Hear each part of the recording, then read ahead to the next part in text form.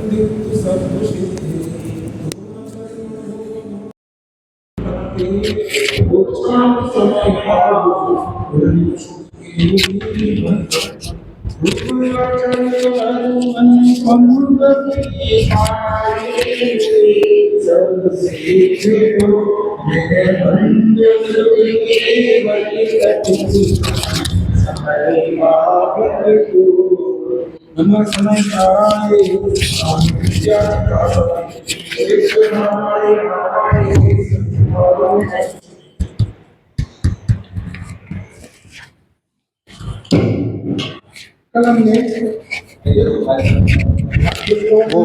दे देंगे उसका पर्पस क्या क्या ग्रुप में, क्योंकि पूरा प्रवचन तो नहीं सुनते वो सुनते इंसान से। उनने एक बहुत मार्मिक बात कही थी कि उनकी सभा में किसी ने पूछा कि सम्यक में निमित्त गुरु की वाणी पढ़ती है, सम्यक में कौन निमित्त पढ़ता है?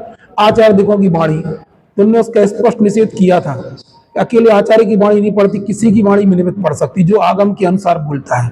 इसलिए क्योंकि वो अपने पक्ष में है, वो बात सही समझ उसको इस एंगल से उन्होंने बोला था यदि ऐसा नहीं होगा तो पहले दूसरे तीसरे रक में जो देव लोग संबोधन जाते हैं उनके निमित्त सम्यक, फिर वो भी गलत से आगम का अपलाप हो जाएगा। मतलब यदि उनके मुंह सुनो ज्यादा प्रमाणिक लगती है, इसलिए वो सुन लेना ग्रुप में। इनको जोड़ा, मणि भाभी जुड़ी है उसमें, स्वाध्याय वाले ग्रुप में जुड़ी है, तो वो सुन लेना। मतलब एक बहुत अच्छी बात कही थी, जो अपन जिस बात कहते हैं उनके मुंह से सुनो तो ज्यादा प्रमाणिक लगेगा, नहीं ये बात तो सत्य नहीं आई समझ में। बहुत सारे तर्क दिए थे, एक तर्क ये भी था नहीं आई समझ में, कुछ बात समझ में क्या बोले पहले नहीं सम्यक्त में उनने बोला पहले दूसरे तीसरे में जिन वाणी जिन्हें भगवान की वाणी तो कौन सुनाता है वहां पे? देव लोग जाके सुनाते ना, तो फिर कैसे सिद्ध करोगे? उनका कहना ये था कि आप इधर, हम तो चले जाएंगे बोले चौमासा करके, आप लोग पढ़ोगे तो आपको सम्यक दर्शन हमारे अभाव में भी हो सकता है। उनका तर्क जीता, समझ में ना, ये कहना चाह रहे तुम लोग जिनवाणी से कभी दूर मत होना, ये बोलना चाह रहे थे। मेन तर्क में इसमें कहना था, मतलब जो लोग बहुत ज्यादा, क्योंकि ये बात कोई कहता नहीं है, सब लोग बोलते हैं कि हम जो बोल रहे हैं वो सुनोगे, किसी की बात दूसरे की तुम्हें मतलब तो तर्क समझ में ना, जो हम क्या तर्क दे रहे हैं जितना सब जो जनवाणी आप लोग पढ़ रहे हैं, आप समझो उनके मुंह से सुन लो तो अच्छा लगेगा। उन्होंने इस तर्क प्रस्तुत किया था कि आप ऐसा मत सोचना कि हम जो सुना रहे हैं उसी दूसरा कुंदकुंद आचार्य का, बोले कुंदकुंद आचार्य देव को इतना वो प्रमाणक मानते हैं, कुंदकुंद आचार्य देव ने सुनना कि जो समय सार प्रवचन सार लिख के चले गए, तो यदि वो क्यों लिखा, उन्हें इसलिए लिखा है कि हम नहीं रहेंगे तब भी ये जिनवाणी तुम्हें निमित्त पड़ेगी, जियो तर्क दिया था आखिरी। समझ में नहीं आ रही क्या प्रीति, समझ में आ रही क्या? बोले नाम उनने ही नहीं कहा, कुंदकुंद आचार्य देव का लिया था कि कुंदकुंद आचार्य देव जब नहीं रहेंगे भविष्य में, तो फिर वो यदि लिख के नहीं चले जाते तो क्यों लिख के चले गए? उन्हें तो पता था कि हमारी आयु तो इतनी है, तो भविष्य में हमारे इस वाणी के निमित्त से भी जीव सम्यक प्राप्त करके भावकांत करेंगे, ये उनका तर्क था। हम प्रमाण इसलिए प्रस्तुत कर रहे कि आपको ये चीजें, मतलब बहुत सारी चीजें कई लोग ये सब है ना चलती नहीं है बातें, मतलब कुछ ही ना कुछ निषेध चलता है कि विद्वान की वाणी है, जिन वाणी पढ़ने से लोग निर्गंत गुरु की वाणी मिलेगी वही सम्यक मिलेगी। आपको याद है बीच में उनने भी अपने मोतीलाल जी थे, वो भी इसी चक्कर में फंस गए थे आखिरी में कि हमें तो ऐसा गुरु चाहिए, वो आपको पता नहीं है, मुझे सब पता बिल्कुल। और क्या बताओ, ये सब भ्रांति जल्दी थे उनने इससे बोले यदि आप ऐसा नहीं मानोगे तो बोले आगम का अपलाप कर रहे, ये शब्द भी उन्होंने बोले थे। फिर वहां पहले दूसरे तीसरे में कौन निमित्त पड़ा? वो तो उन्होंने जाके देव पर्याय में एक असंयमी देव ने जाके संबोध दिया उनको। समय हमारी बात समझ में आ रही? ये सब बातें बहुत तरह चलती हैं, युक्ति से पकड़ में भी आती है कि जब वहां पे जिन धर्म श्रवण सम्यक का निमित्त बनाया गया, वहां कौन से निर्गंथ आचार्य पहुंचते हैं पहले दूसरे तीसरे में। इसलिए क्या करना, राग तुम्हें समझ में नहीं, रागे ग्रुप में रागे जुड़े, इनको सुनते हो जो हमको डालते हैं, तो हम कुछ नहीं, हर कुछ नहीं डालते, हम बहुत सोच समझ के डालते हैं, हमें होता समझ में, इसलिए बोला उसको सुनना। बहुत कई तर्क उन्होंने प्रस्तुत, लेकिन तर्क जी दो बात बहुत अच्छी लगी इसलिए मैंने समझा। बताना ये चाह रहे हैं कि इसको जिनवाणी को भी अच्छी भावना पूर्वक और युक्त उससे सुनना, कि हम भले ये मत सोचना तुम्हें किसके निमित्त से आप पढ़ रहे, प्रश्न ये कि क्या पढ़ रहे हैं, ये समझ भगवान की वाणी है और हम तक पहुंच रही है। उनका तर्क सुनोगे तुम्हें अच्छा लगा। समय सागर महाराज जी ने कल के प्रवचन में बोला था, ये बात कल या परसों के प्रवचन में जबलपुर में, बोले ये मत समझना कि हम चले जाएंगे तो फिर तुम सम्यक नहीं ले पाओगे, जिनवाणी पढ़ोगे तुम्हें जरूर सम्यक होगा, अकेले हम ही निमित्त नहीं है। उनको भरी सभा में से किसी ने बोला था कि निर्गंत गुरु की वाणी सम्यक में निमित्त पड़ती, बोले ऐसा नहीं है। ये बोले यदि आप ऐसा मानते हो तो तुम जैन धर्म का अपलाप करते हो। पहले दूसरे तीसरे रग में किसको सम्यक्त होता तो देव जाते वहां पे, असंयमी देव जाते, वो भी संबोधते तो उनको सम्यक्त हो जाता वहां जीवो।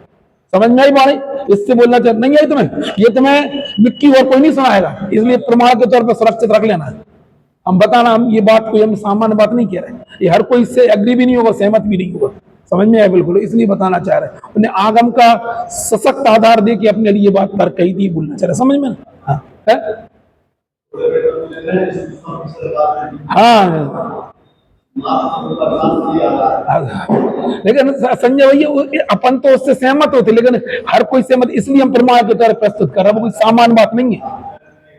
अरे उनके उतने ही संगत में वर्तमान में सभी मुनिराज भी इस चीज से सहमत नहीं होंगे, हम 100% बता दे रहे, इसलिए मैंने बताया कि वो प्रमाण के तौर पर सुरक्षित रख लेना वो चीज, बिल्कुल। और क्या उनने ऐसा नहीं कोई एक मिनट में के कोई जनरल बात कह के चलेगा, पूरा पूरा प्रवचन ही उसके लिए समर्पित था, सुनना हमने ध्यान से, समझ में ना? बिल्कुल। और क्या है?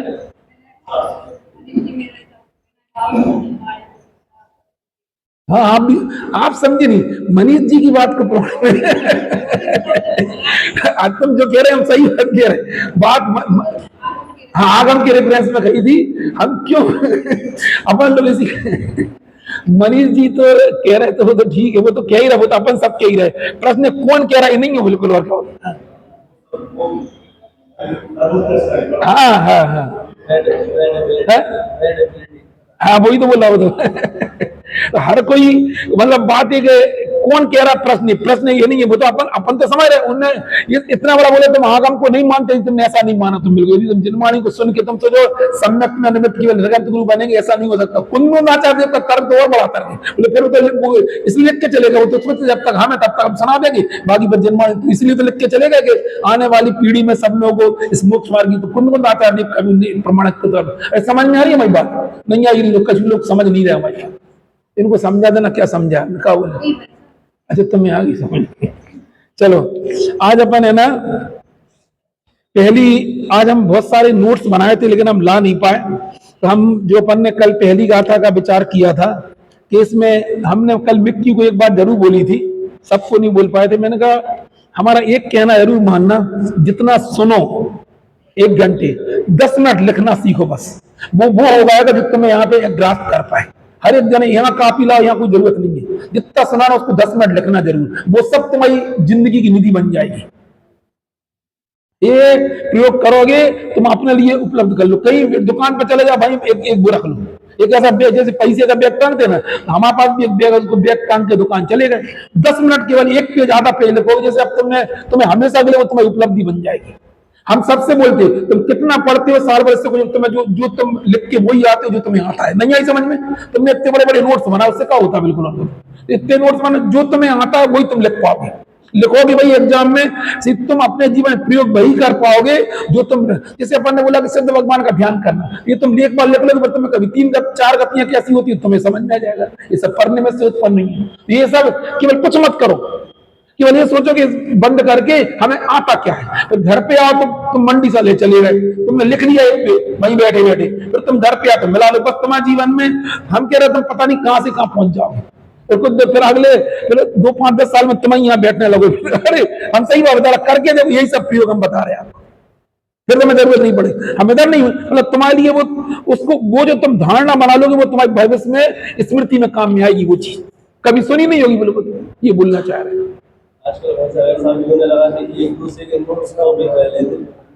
अच्छा ये कह रहे नोट्स काफी है तो हम नहीं कह, अपने आप से करो ना, आप अपने आप से ही करो ना, आप खुद करोगे तो आपको अच्छा लगेगा। केवल कुछ मत करो, जितना सुना ना उसको, फिर नहीं समझ में आता एक बार पढ़ लो घर पे। आप जब तुम लोग हम लिख नहीं पा रहे हैं तो फिर आप पढ़ोगे तो हमने क्या पढ़ा था। चलो हम इस बात को हम ये बोल रहे हैं, आप अपने जीवन में कुछ करना सीखो, ये करोगे तो आपके लिए भाई, उसमें तुम एक बार जिस चीज को तुमने सुन लिया उसको तुम विचार करोगे तो फिर तुम उसका प्रयोग पद्धति नहीं करोगे तो क्यों करोगे है? लिखने से पक्की होती है। हम तो अपने जीवन के बहुत अनुभव बता रहे हैं, हम तो आज भी लिखते हैं, हमें कोई दिखाने के लिए लिखते न छपाने के लिए लिखते, कुछ नहीं करते, लेकिन अपने लिए उपलब्धि, अपने लिए अच्छा लगता है इसलिए करते। अपन आजकल कमजोर बुद्धि वाले ना गणधर परमात्मा द्वादशांग की रचना अपने ज्ञान में कर लेती है, अपने अंतर्मुहूर्त में करते भाई। द्वादशांग के बाद क्या जानना रह गया बोलो? और जो संजय भैया सोचो, जो अनंत भगवान के साथ जो गणधर परमात्मा है, उनके साथ सीमंदर भगवान के साथ उनकी आयु कितनी होगी? 1 कोटि पूर्व की। और जान ले तो सब जान ली, अब क्या करेंगे? और ध्यान कितनी देर का है? अंतर्मुहूर्त का। अब वो तो 1 कोटि पूर्व तक भी क्या करेंगे? जैसे अपन लोग पाठ कर लेते ना, ऐसे पाठ करते अंतर्मुहूर्त में पूरी द्वादशांग की रचना अपने ज्ञान में कर लेते। भगवान महावीर के गौतम गांधार थे, कितनी उनकी 42 साल में आ गए ना उनके समोषण में, उन्हें सब कुछ ज्ञान हो गया। अब क्या करेंगे, 72 साल तक भगवान महावीर के साथ रहे, अब 30 साल तक क्या किया, वही द्वादशांग को अपने ज्ञान में लेती, वो द्रव स्रोत को लेती, ये है अपने, ये उसका अवलंबन लेती। मुनिराजों के दो ही कार्य, ध्यान और अध्ययन। यदि कर सको तो आप ध्यान करो, नहीं कर सको तो अध्ययन करो, इसलिए बोलना चाह रहे। तो हम बना बताने जा रहे यदि जीवन में पुण्य के उदय में अनुकूलताएं मिली है, खाना खाने की चिंता, न बनाने की चिंता, न तो मैं सब्जी महंगी हो रही कि सस्ती हो रही, तो कुछ नहीं है तो फिर इसी में उपयोग लगाओ। क्या जरूरत है बोलो बताओ। हम तो रात को कल हमने एक बहुत अच्छी बात कही थी कि कोई हमसे बोला कि लगे बहुत चिंता चिंतित रहे, तुम काय की चिंता पाल रहे हैं। मालूम चिंता आदमी उसी की पालता है जो एक्स्ट्रा चीज होती है। खाने पीने की जीवनी कोई चिंता नहीं है। अब तुमने एक जमीन लेके डाल ली, अब जमीन लेके डाल ली, अब तुम सोच रहे हो उसकी रेट बढ़ रहा है, घट रहा है, रेट बढ़ रहा है, अरे यार तो जमीन कीमतें कम हो गई, बढ़ गई, बस इसमें दिमाग लगा था जी। जिसमें रह रहा है उस मकान को तुम क्या इसको बेचना है क्या, जिसमें रह रहे इसका तुम दिमाग ही में नहीं आता।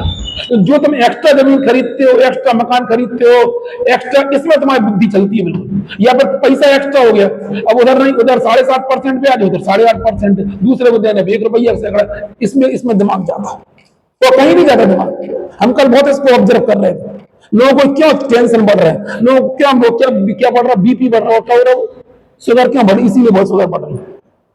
मकान बनवा के रख दिया, अब उसमें कोई किराएदार नहीं आ रहा, अब वो टेंशन होगा, हमने 2 करोड़ का 1 करोड़ का मकान में, उसमें किराएदार नहीं आ रहा, रिफाइनरी में आदमी नहीं आ रहा, तुम टेंशन पाल लो।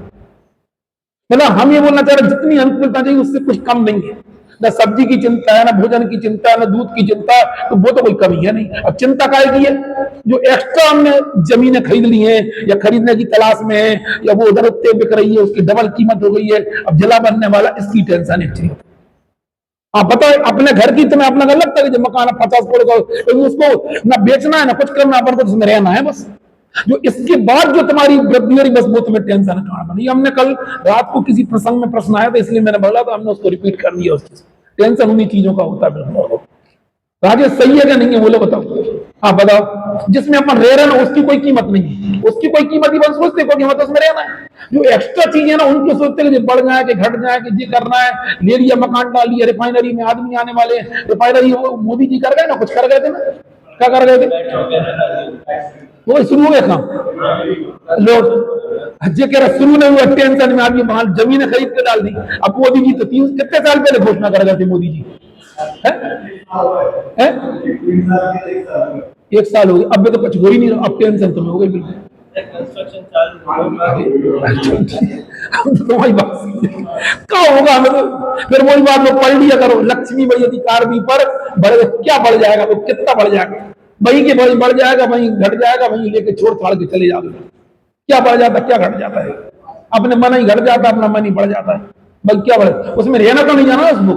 उस प्रवचन में ये भी बात कही है, ये बात कही कि तुम कुछ ये तुम्हें ना अपने मन में तुम उसका कभी उपयोग नहीं कर पाओगे। उन्होंने बोला उतना ही कमाओ जिसका तुम उपयोग कर सको। ये बहुत गहरी बात कही थी। तो जिसका तुम्हें कभी उपयोग ही नहीं करना पूरे पर्याय में, उसको तुम कमा के क्या करोगे, बहुत मार्मिक तर्क कहा था, नहीं आई समझ में। तुम्हें कभी जीवन में उपयोग नहीं कर पाना, क्योंकि इतना तो कॉन्फिडेंस होगा जिस मकान में रह रहे इससे इसकी एक्स्ट्रा मकान कमा नहीं भोग पाएंगे, फिर क्यों कमाना, किसके लिए कमा रहे, ये उन्होंने तर्क दिया था। ये विचार करना, सोचना चाहिए अपने, कम से कम दिमाग अपनी उलझनों में जाए। वो समय बचाएंगे तो आत्मिक में लगे रहे, इसी बात बोलना चाह रहा और कुछ नहीं। चले अपन, तो अपन ने आज इसका भावार्थ पढ़ते हैं। तर्क समझ करोगे, प्रयोग करोगे, प्रीति करके देखोगे जो हमने कौन सा प्रयोग बता रहे हैं। हमारे जो ऑफिस में जो हमसे बड़े अधिकारी है ना, वो बोलते हैं हमेशा ये बोलती है, घर में ना एक टेबल कुर्सी हर व्यक्ति को रखना चाहिए। इसलिए रखना चाहिए वो ऑफिस के काम की। तुम बोले क्या लगे जो तुम यहाँ ऑफिस में नहीं कर पाते उसको घर में कर लिया करो, जरूरी तुम ऑफिस में 4 घंटे बैठो। हम भी तुमसे यही कहना चाह रहे हैं कि आप है ना अपने लिए सब कुछ बनवाते हो, आप महंगा बेडरूम बनवाते हो, महंगा किचन बनवाते हो, महंगा बाथरूम बनवाते हो, एक अपना महंगा एक स्वाध्याय का छोटी सी टेबल बनवा लो। हो सकता है तुम्हारा कमरा नहीं भी हो, उस कमरे में जाके आधा घंटे बैठा करो। पुण्य की वजह से आप महंगे महंगे टाइल्स लगवा लेते, महंगा सब करवाते। अलग सोचो जिसमें आप अपने लिए कुछ सोच सको, अपने बारे में सोच सको। जो पढ़ रहे हैं ना उसको कुछ और आधा घंटा जरूर समय निकालो। क्योंकि अभी हम इस भूमिका में आपको नहीं करेंगे, तुम्हें ध्यान हो जाएगा आत्मा का। हम ये नहीं बोलना चाह रहे।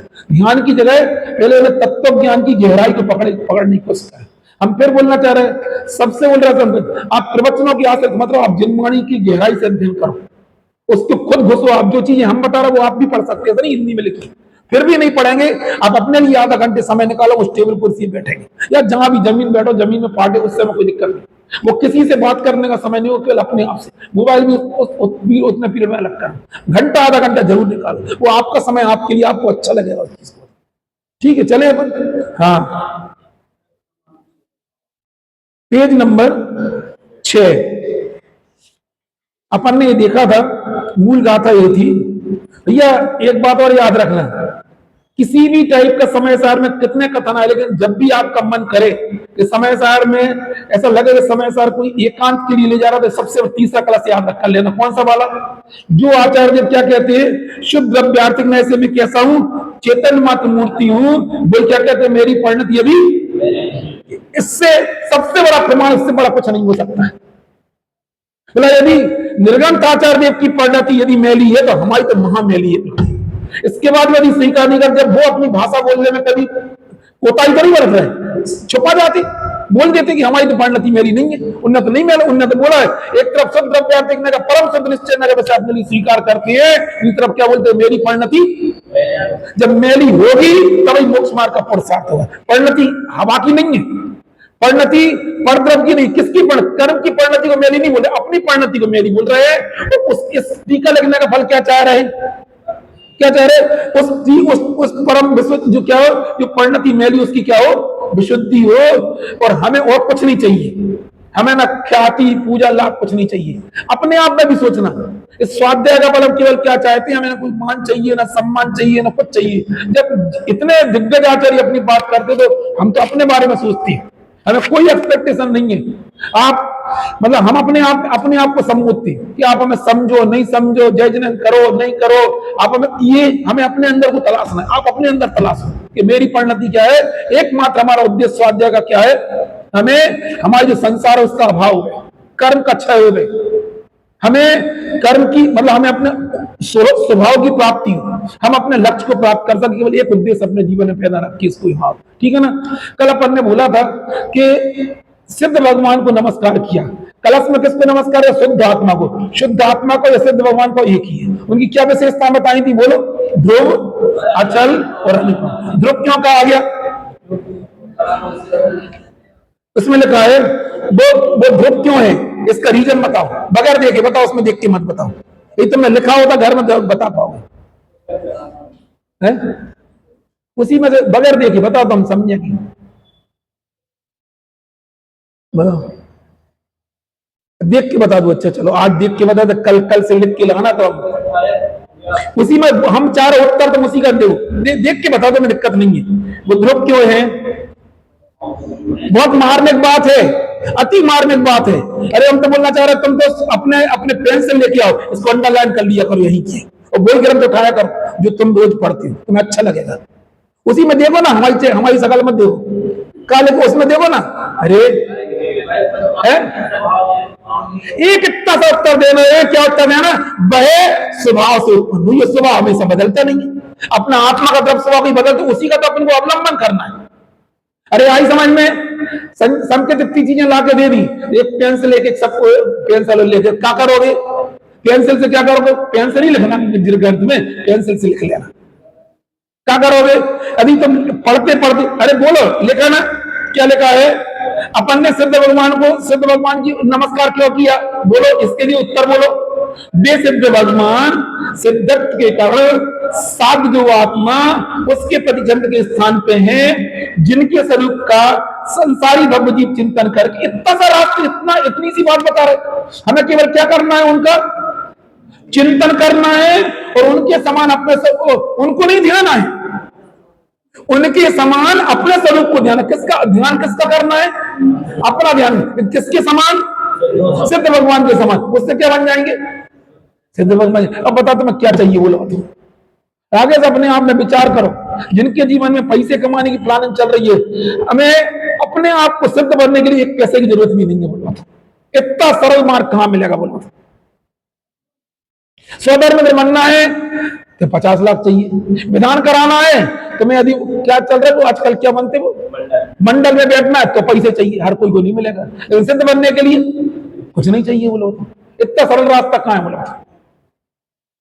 विधान कराना 2-5 लाख रुपए चाहिए, शिविर लगाना करोड़ 1 करोड़, सिद्ध बनने के लिए कोई चाहिए नहीं बोलो, और अपन फिर भी नहीं कर पा रहे।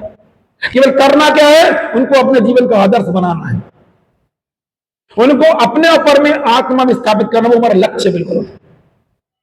इसलिए पैसे कम हो, प्लाट कम हो, गाड़ी कम हो, बंगला कम हो, इससे कभी तुलना मत करना, इससे हीनता मिलना ना जीवन। सिद्ध बनने के लिए कुछ नहीं करना, के लिए करना है उनको साध, वो हमारा जीवन का लक्ष्य।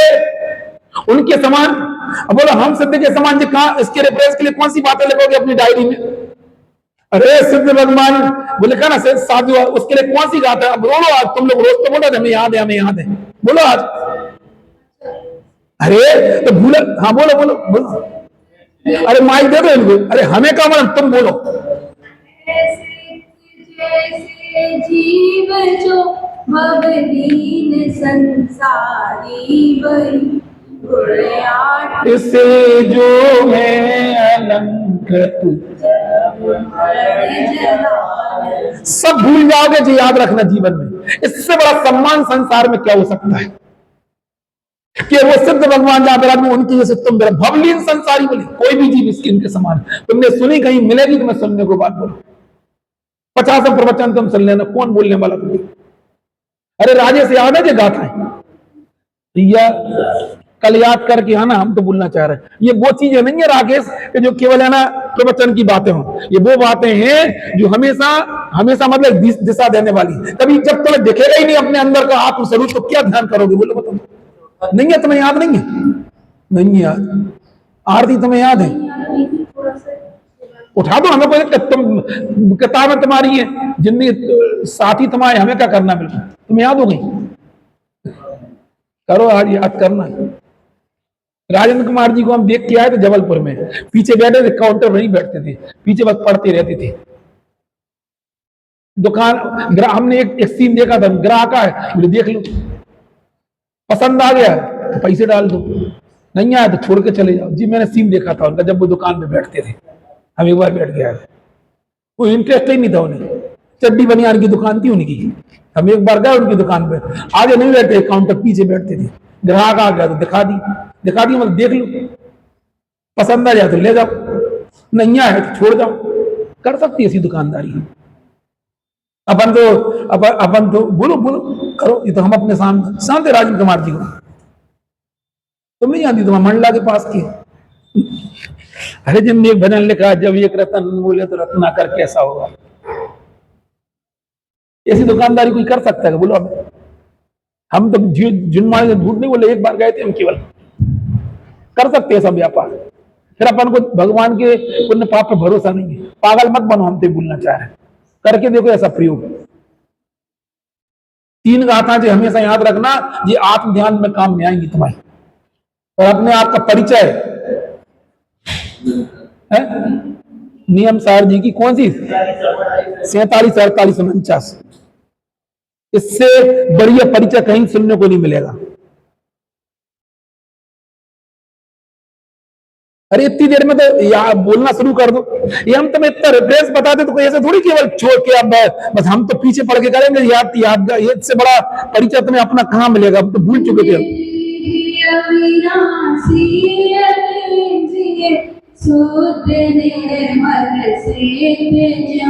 लोकाग्र में जैसे विराजे जीव है भवलीन यानी संसार में जो डूबे हुए जीव है किसके समान है? अरे बोलो किसके समान है? सिद्ध के सर बिन दे अविनाशी अतीन्द्रिय शुद्ध निर्मल सिद्ध ज्यों लोकाग्र में जैसे विराजे जीव है भवलीन जो।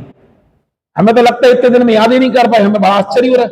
या तो बगैर गाथा के तुम चिंतन करना सीखो। राजे समझ में आ रही बात क्या लिखी? नहीं मिली? अरे दिखाओ यार पेज नंबर 103 व्यवहार ऐसे करे सब जीव के भाव ऐसे शुद्ध ऐसी जीव सब भवनीय सेव स्वभाव से। हमने तो इसका उदाहरण दिया था, एक IAS की यहाँ पे मीटिंग चल रही है, तो सामने श्रोता बैठे हो, कोई सिलेक्टेड 2-4 लोग बोलो इधर आओ, तुम इधर आओ, तो 1 मिनट में उसका टैलेंट आपको समझ के इसने हमें बुला लिया, अब इसके समान है, इससे बड़ा सम्मान क्या हो सकता है? वो लोग सिद्ध भगवान तुम्हें किसके समान कह रहे हैं? अपने समान कह रहे हैं।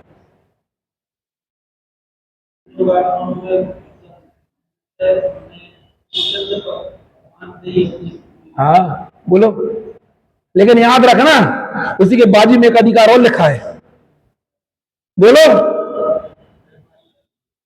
मार्ग पूरा समझना। यदि जे लिखा है संजय भैया, तो जे भी लिखा, कौन सा लिखा? रे जान कर कुल योनि जीव स्थान मार्ग जीव के।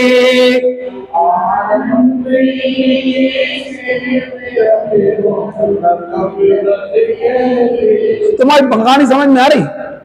अरे पकड़ मंजू, पकड़ में आ रही? हम क्या बोल रखा? एक तरफ कितना ऊंचा पद दिला दिया तुमने, कौन सा पद दिला बोलो? एक तरफ तुम्हें सिद्ध भगवान जी सिद्ध करते हो, बाजू में क्या लिखते हैं? रे जमान कर कुल जीव स्थान मारा जीव के। कौन सी गाथा है? 56 नंबर की गाथा, तुरंत वहां पे लिख रहे हैं। तुम्हें क्या कर रहा है? मोक्ष में, संपूर्ण मोक्ष मारी एक साथ बता रहे हैं। एक तरफ ऐसा नहीं केवल हम यहाँ बैठ के अपने आप को इतना संतुष्ट हो जाए, बोले हमारा ध्यान हो, ऐसा नहीं लिखा। अम्मा किसी किन्हीं आचार्य देव की थीम समझो आप बिल्कुल, और क्या एक तरफ इतना ऊंचा पद दिखा रहे हैं, उसके पहले व्यवहार अधिकार लिखा है, फिर परमार्थ अधिकार लिखते हैं, फिर निश्चय प्रत्याख्यान अधिकार लिखते हैं, फिर परम आलोचना अधिकार करना। तो ध्यान तुम्हें आत्मा ही का है। ये सब बीच बीच में अधिकार का जो क्रम है ना, ये सब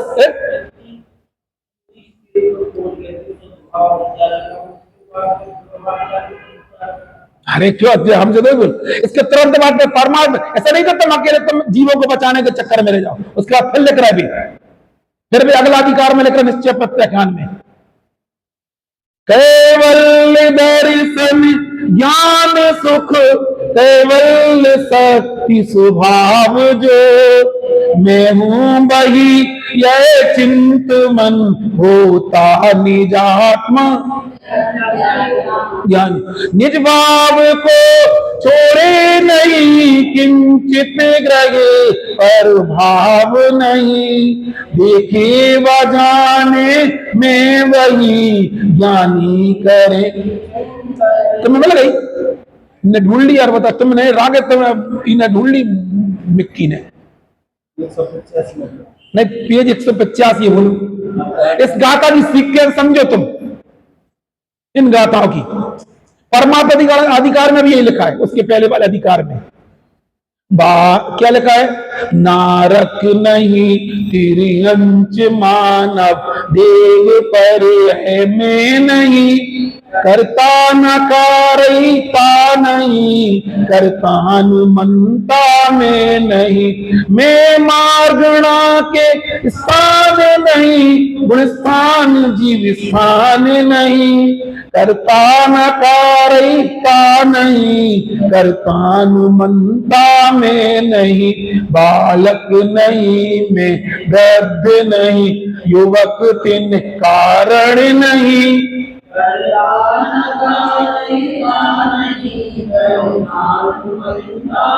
मैं राग नहीं। अरे नहीं थी, अरे यार तुम लोग ना जरा एक एक बीच में फिट हो जाया करो बच्चों जैसी। जो गाता है पढ़ रहा है ना जी, हम बागी वाले अधिकार की पढ़ रहे हैं। मिक्की तो खोलते चले जा रहा जल्दी जल्दी।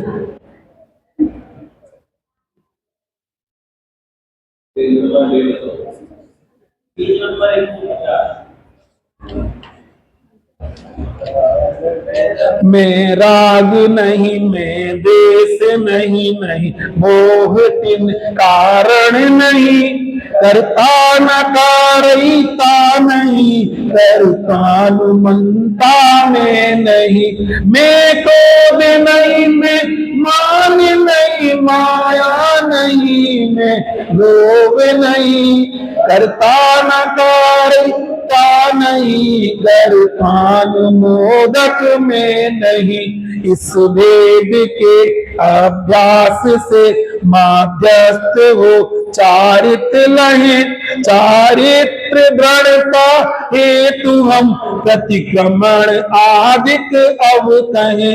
ये वचन रचना छोड़ राग देश का त्याग कर जाता निजात्मा जीव जो होता उसी को। आई समझ में किसका ध्यान करने की बात कही?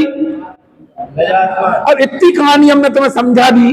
अब मोक्ष मार्ग का स्वरूप तुम्हें फिर भी समझ में नहीं आया, अब तो फिर स्वर्ग में जाओ और कुंद कुंद आचार्य से पूछ के आओ। अभी क्या बताया तुम्हारे लिए? अभी शुद्ध भाव अधिकार में क्या किया है? शुद्ध भाव अधिकार में किससे तुलना कर दी? सिद्ध भगवान इस भौलीन संसारी। तुम्हें समझ में आ रही? फिर कौन सा अधिकार लिख दिया? व्यवहार का अधिकार लिख दिया। क्या बोल दिया? रे जानकर, अरे बोलो जल्दी जल्दी। जीव स्थान मार्गण जीव के आरंभ इनके से विरत हो प्रथम भट कहते। उसे दूसरा बोलो जल्दी जल्दी। अरे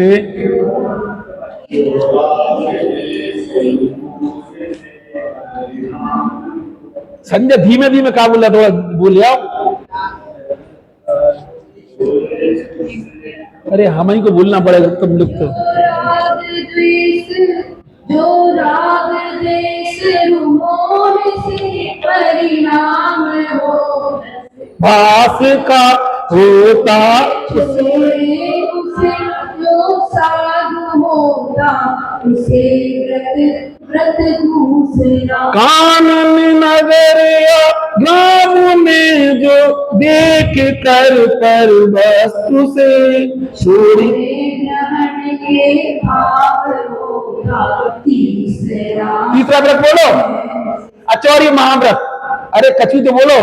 जो देख रमणी रूप वांछा भाव उसमें छोड़ता परिणाम में तुने संगे वर्गे बोलो ब्रह्मचर्य महाव्रत। और बोलो निरपेक्ष भाव संयुक्त सब ही ग्रंथ के परित्याग का।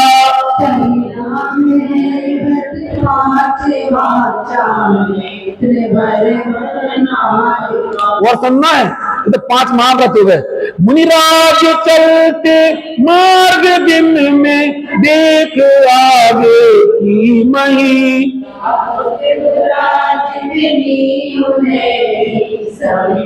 कौन सी समिति? एरिया समिति। और सुनना है सुन कर कस हास पर निंदा प्रशंसा आत्म की।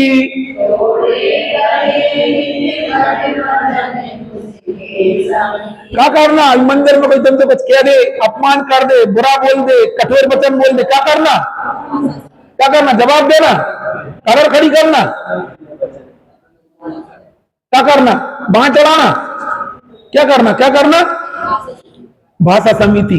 आई समझ में? और सुन लो आवार का सुख सुख ले पर दत्त कृतकारित बिना।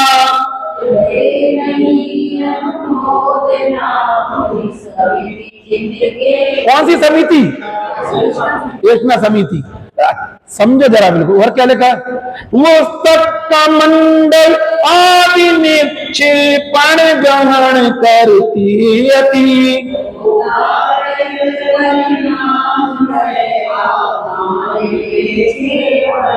जो गुण प्राप्त और पर उपरोध बिन भू पर यति।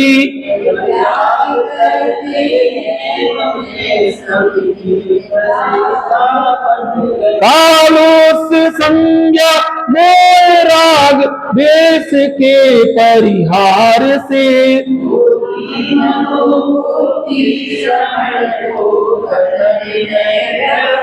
जो पाप कारण चोर भोजन राजदारा की कथा।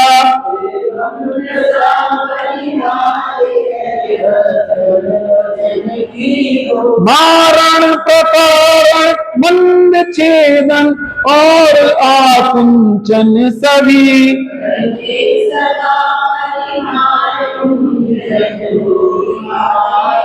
हो राग की निवृत्ति मन से नियत मन गुप्ती वही।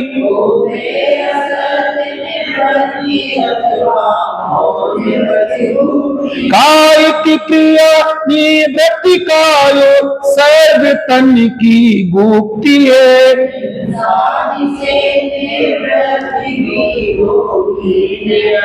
ये तो इनकी क्या होगा, क्या पढ़ा? 5 महाव्रत, 5 समिति और 3 गुप्ती। गुप्ती का 4 गाथा में वर्णन किया है। अब क्या है? पंच परमेष्टि की भक्ति किसको होती है? मुनिराजों को। इनके कहीं लिखा मिलेगा आपको पंच परमेष्टि की भक्ति।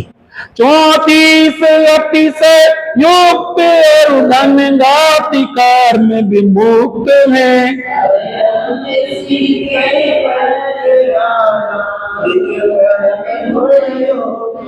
सिद्ध परमेष्टि की हे 8 गुण संयुक्त 8 कर्म बंध विनष्ट में।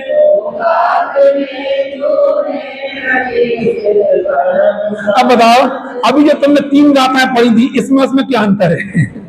अभी तो वो सिद्ध भगवान उधर पढ़ी थी ना, सिद्ध भगवान जैसा अपना आत्मा बताया। इधर क्या गए? इधर प्योर सिद्ध भगवान की भक्ति है। पंच परमेष्टि उनको के सिद्ध भगवान कैसे विराज, समझ में आई ना? अभी हम 2 मिनट बाद 2-3 क्वेश्चन करेंगे। अभी रुक जाओ बस, 3 परमेष्टि की भक्ति है पढ़ने पर। हाँ, हे वीर गुण गंभीर परिपूर्ण पंचाचार है।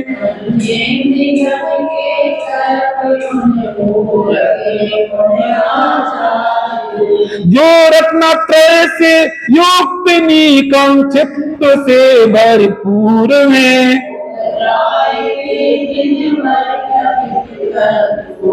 काय का उपदेश देते? अरे उपाध्याय परमेष्टि का क्या स्वरूप है? बोलो, काय का उपदेश देते? केवल तत्व का उपदेश देते हुए। अरे समझ में ना, कभी इनको पढ़ लिया करो इन गाथाओं को। जिन किसके कथित? खुद के कथित के खुद के किसके कथित? मेरे ग्रंथ में व्यापार से कभी मुक्त में।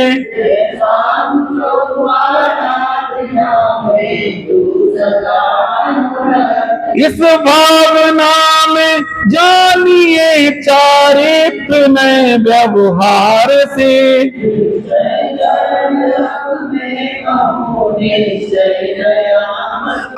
अब तुम बताओ संजय, क्या मोक्ष मार्ग आपको समझ में आया? बोलो, मैं तुझे बताओ। इसके बाद आएगा परमार्थ प्रतिमाधिकार, निश्चय प्रत्याख्यानाधिकार, परमल। क्या मार्ग तुम्हें समझ में आया? एक तरफ सिद्ध भगवान के समान अपना स्वरूप बताते हैं, दूसरी तरफ उसको प्राप्त करने के लिए बीच में कौन सा अधिकार रख दिया? फिर क्या रख दिया? अब तुम करो, तुम आत्मा का ध्यान करो। अब करो ना, परमार्थ प्रतिमाधिकार लिखा है, निश्चय प्रत्याख्यानाधिकार लिखा है, परम आलोचना अधिकार लिखा है, परम भक्ति अधिकार रखा है, परम समाधि अधिकार लिखा है, निश्चय परम आवश्यक अधिकार लिखा है, निश्चय प्राश्चित अधिकार लिखा, शुद्धोपयोग अधिकार लिखा। पूरा मोक्ष मार्ग पकड़ में आना चाहिए अपने लिए। मोक्ष मार्ग क्या बताए? एक तरफ इतना ऊंचा पद अपने अंदर में दिखाते, दूसरी तरफ मोक्ष मार्ग का पूरा वर्णन कर। आप सोचो ना क्या कर्तव्य हमारा। हमें यदि नहीं समझ पा रहे तो फिर पूरे खुद में आ जाते कि हमने ग्रंथ को नहीं पढ़ा बिल्कुल। इसमें तो संक्षिप्त लिखा समय सार में। क्या अरे समझ में नहीं आया क्या क्या पढ़ना है? एक तरफ शुद्ध अधिकार में सिद्ध के समान में स्वरूप बता दे, फिर क्या करती है? मोक्ष मार्ग में चलने की प्रेरणा देती है। फिर मोक्ष मार्ग में चलना ही नहीं है, जीवों को अकेले नहीं बचाना। क्या करना? आत्म ध्यान पूर्वक कर्म कटेंगे तो क्या करना? आत्मा का ध्यान करने की प्रेरणा की। इससे ये मतलब ये निश्चय, ये बड़े पंडित साहब को इतना प्रिय था ये वाला, कभी भी बीमार नहीं। ये गाथा बोले, तुम गाथा याद कर लो इन गाथा। कौन गाता थे कि पर्सनल डायरी बोलते बड़े बड़े क्या करते? पूरा मोक्ष मार्ग आपको समझ में आएगा। संजय राजेश तैयारी कर लो अपन भाव की, अगले भाव की नहीं। जब ये पर्याय छोड़ेंगे अपनी निधि अपने, अन्ना जी कहते थे क्या, दाम अंटी के और विद्या कंठी की याद आएगी। तुम्हें कोई कितना भी सुनाएगा तो मैं समझ में नहीं आएगा जब तक तुम खुद से नहीं करोगे। दाम अंटी यानी जो अपने बंधी होगी वही दाम काम में आएगा। तुम्हारे पास लाखों करोड़ों रुपए, उससे कुछ नहीं होने वाला है। जेब में जो पैसा होगा ना वही काम में आएगा। ऐसे ही वाणी भी अपनी वो जो अपने अंदर में सुनी होगी, विचार की होगी, चिंतन में होगी, धारणा में होगी, वो काम में आएगी आपके। अपन हम इसको बीच बीच में समझाएंगे, अभी हमको जिसमें बोलना नहीं चाह रहे। हमने केवल मूल हमारा समय सार का केंद्र बिंदु आज क्या था, इस पे अपन ने चर्चा की थी। अरे बोलो, बेसिद्ध भगवान, बोलो बेसिद्ध भगवान, सिद्धत के कारण साध जो आत्मा उसके प्रचंड के स्थान पे है, जिनके स्वरूप का संसारी भवजीव चिंतन करके उनके समान अपने स्वरूप को ध्याकर उन्हीं के समान हो जाते हैं, और चार गतियों से विलक्षण पंचम गति अर्थात मोक्ष को प्राप्त करते हैं। वह पंचम गति हमने बोला क्यों ध्रुव है, उस स्वभाव से उत्पन्न हुई है। राजेश भैया, यह तुम्हें मनुष्य गति कैसे उत्पन्न हुई है? अरे बोलो बोलो बोलो, हाँ बोलो, कौन से तुम बता? हाँ, मंजरी कह रही है मनुष्य गति नाम कर्म के उदय से ये तुम्हें शरीर मिला है, और मनुष्य आयु कर्म के उदय से तुम्हें शरीर में विराजमान है। ये तुम्हें राजस नाम की पर्याय कैसे मिली है? बोलो किससे मिली है? ये है ना, पर निमित्त से मिली है। और तुम्हें सिद्ध गति काय के द्वारा प्राप्त होती? पर निमित्त के अभाव से। जो पर निमित्त से प्राप्त होती है, समय पूरा होने पर अपन को जाना पड़ता है। आयु कर्म को एक क्षण भी कोई आगे पीछे करने में समर्थ नहीं। समझ में आई ना? इसलिए ऐसी जगह पे जाओ कभी कोई अपन को हिला नहीं पाए। उदाहरण कल हमने बहुत दिया था, तुम्हें तर्क समझ में ना? कौन सी गति चार गति काय के निमित्त से उत्पन्न होती है? पर निमित्त से, कर्म के उदय के निमित्त से उत्पन्न होती है। और सिद्ध गति कहां लिखी? बोलो कहां? जो आत्म स्वभाव से उत्पन्न होती है। अच्छा एक बात बताओ कि गुड़ अपन है ना, अपन गुलगुला खाना चाह रहे, गुड़ से परहेज कर रहे, कैसे हो सकता है? ऐसे क्या करना चाह रहे? हमें बनना क्या है, और काय से परहेज करे? सिद्धत्व। अरे सिद्धत्व जैसे स्वभाव से परहेज करे, ऐसे कैसे हो सकता है? तुम्हें फिर समझ में क्या बोलना चाह रहे? अरे क्या बनना है? हमें सिद्ध के समान बनना है। सिद्धत्व हमारे जीवन का क्या है? साध्य। और काय से परहेज करे?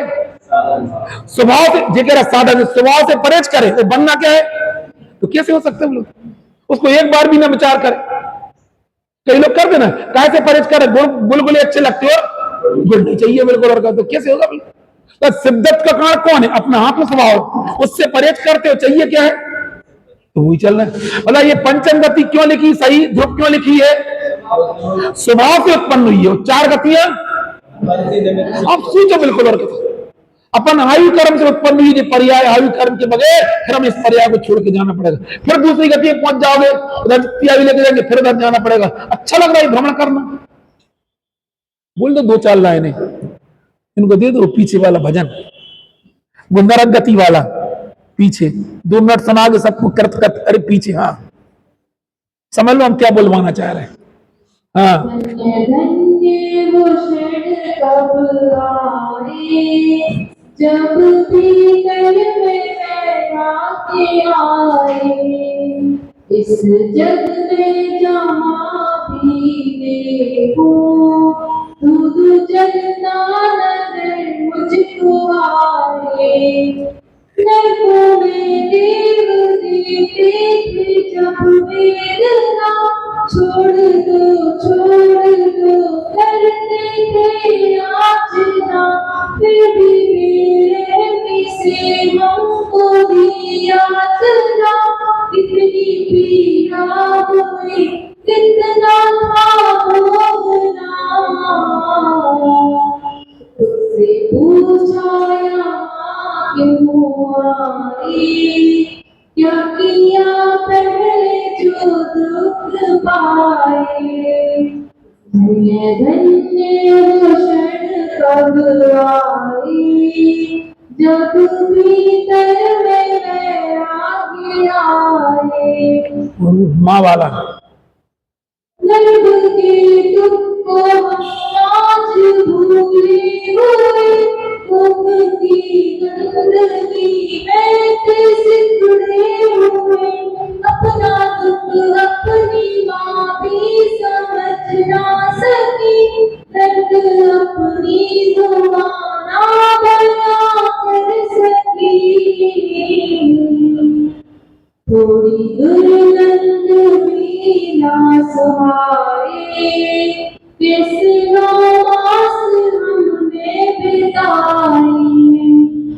धन्य धन्य वो क्षण कब आई जब भीतर में वैराग्य आई।